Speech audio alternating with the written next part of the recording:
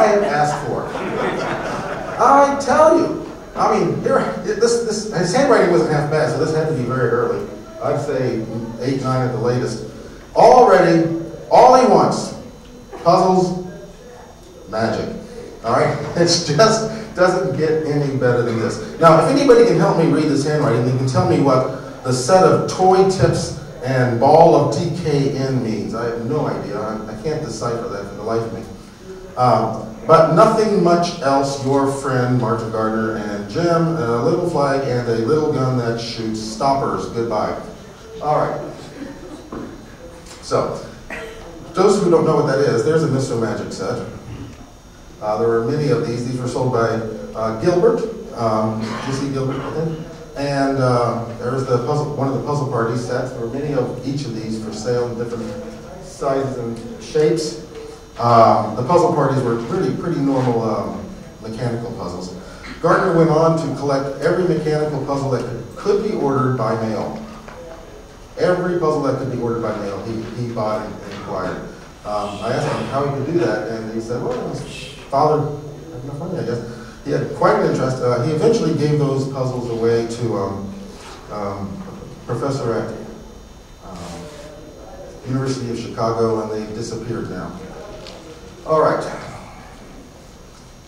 Now he's getting a little older. His mother thought he was incredibly photogenic. There's an enormous number of pictures of him. As always, you can send your second kid to college for what you pay on pictures of your first one.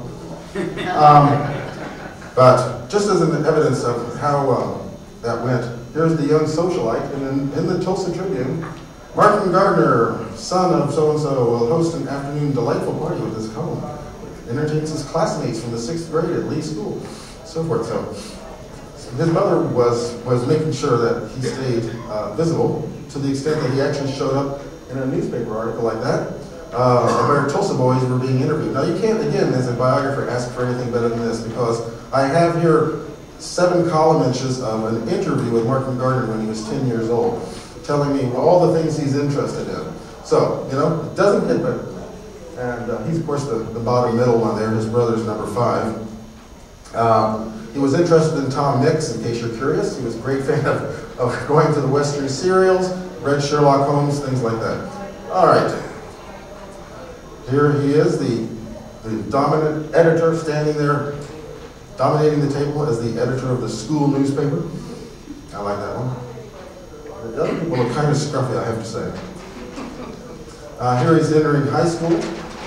He never really enjoyed high school very much in Tulsa. He liked his geometry teacher and his physics teacher, but he had really very little use for the rest of the teachers. He was able to occasionally convince his father that he could stay home because he was too bored in high school. But Tulsa now, quite the metropolis in 1928.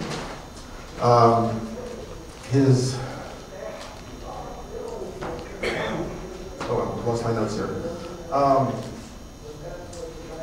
So at this point, they're way out of there in the suburbs. His mother goes down to church every week to Boston Avenue United Methodist Church, which is an incredible Art Deco church. It's a massive church. Mother, very active, has never missed a day of church. His father doesn't go to church. And he himself is trying to decide whether he's an atheist or not at this point in his life. Now, there's another example of life there. So then he goes to Camp Mishawaka. Stops going to Chautauqua, and now he starts going every summer to Camp Mishawaka. At this point, he meets a counselor at Camp Mishawaka who came from Tulsa, who convinces him that he needs to be a Christian fundamentalist.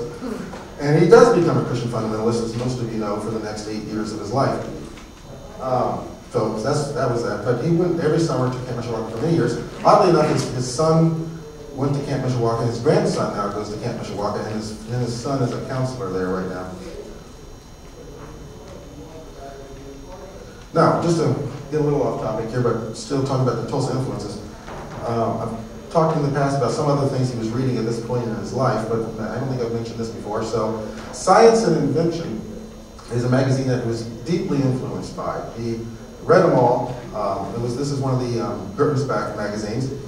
And in fact, he not only read them all, but when he was 80 years old, he went out and at great expense bought a complete run of Science and Invention.